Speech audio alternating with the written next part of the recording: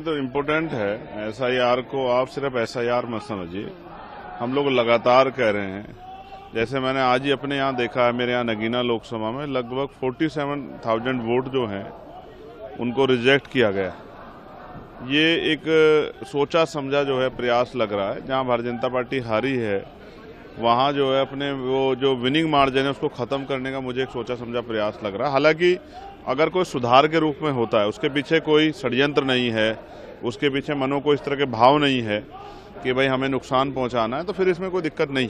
तो जिस तरह से प्रक्रिया को जटिल बनाया गया और जिस तरह से प्रक्रिया को तेजी से कराने का दबाव बनाया गया, मैंने कल भी कहा था, जो शिक्षा मित्र जिनकी जान गई है या जो आंगनबाड़ी आशा बहनें हैं, उनको तो कोई जो है उस तरह का हेल्थ प्रोटेक्शन भी नहीं है, उस तरह का उनको जो है कोई उस तरह का सपोर्ट भी नहीं। वो तो अगर उनकी जान चली जाएगी इस तरह की प्रक्रिया में, जिस तरह का प्रेशर में जान जा भी रही है, तो उनको तो कोई क्लेम्स भी नहीं मिलेगा, क्योंकि उनकी संविदा की नौकरी है। वो तो उनके बच्चों का क्या होगा, उनके परिवार का क्या होगा।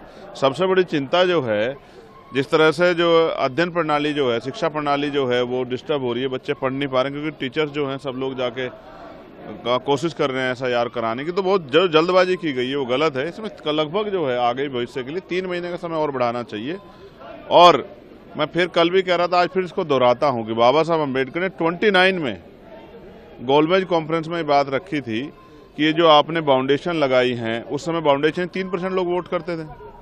बाउंडेशन थी कि भाई इन पे जो है जमीन होनी चाहिए, पढ़े लिखे होने चाहिए, व्यापारी होने चाहिए, ये जमींदार होने चाहिए, इस तरह की बाउंडेशन थी। तो बाबा साहब इसके खिलाफ थे। तो वोट का राइट आराम से आसानी से थोड़ा ही मिला है उनका। तो बाबा साहब ने तो इस पर अपना जो है बकाया आधिकारिक बयान जारी किया, इस पर डिबेट की कि आप ये बताइए कि बहुत पढ़ा लिखा आदमी थोड़ा समझदार होता है, या बहुत जो अनपढ़ व्यक्ति है वो बेवकूफ़ थोड़ा ही होता है, जो अपने परिवार को चला रहा है समझदार होता है।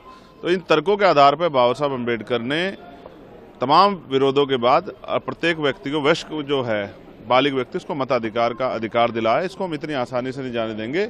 ये बाबा साहब अम्बेडकर के बच्चों कुर्बानियों से हमें मिला है, ये उनके संघर्ष से मिला है, ये उनके पूरे जीवन का त्याग है। और संविधान रूप में का जो हमला एक तरह से ऐसा एक रूप में माना जा रहा है, इसको हम लोग बर्दाश्त नहीं करेंगे।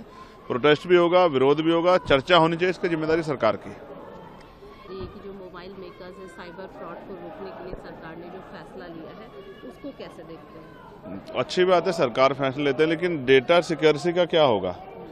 आपका डेटा सिक्योर रहेगा, इसकी क्या गारंटी? आज तो आप देख ही रहे हैं किस तरह से जो है डेटा जा रहा है, और डेटा के आपकी पर्सनल इन्फॉर्मेशन जा रही है, तो इसकी क्या गारंटी है कि आपका डेटा सिक्योर रहेगा? तो जहां तो अभी एसआईआर के जरिए जब वोट ही सुरक्षित नहीं है, तो अब ये नया जो है जो संचार ऐप आप बता रहे हैं, इसके जरिए लोगों के जो पर्सनल इन्फॉर्मेशन है वो लीक नहीं होगी, इसकी क्या गारंटी है? इसकी गारंटी कौन देगा? कोई भी चीज़ है उसको बिना जाने बगैर उसके बारे में कुछ कहना आसान नहीं है, लेकिन जो क्वेरी हैं उनको तो जानना ही पड़ेगा। अगर आप ये वीडियो YouTube पर देख रहे हैं तो हमारे चैनल को सब्सक्राइब कर बेल आइकन दबाएं, और Facebook पर देख रहे हैं तो हमारे पेज को लाइक करें।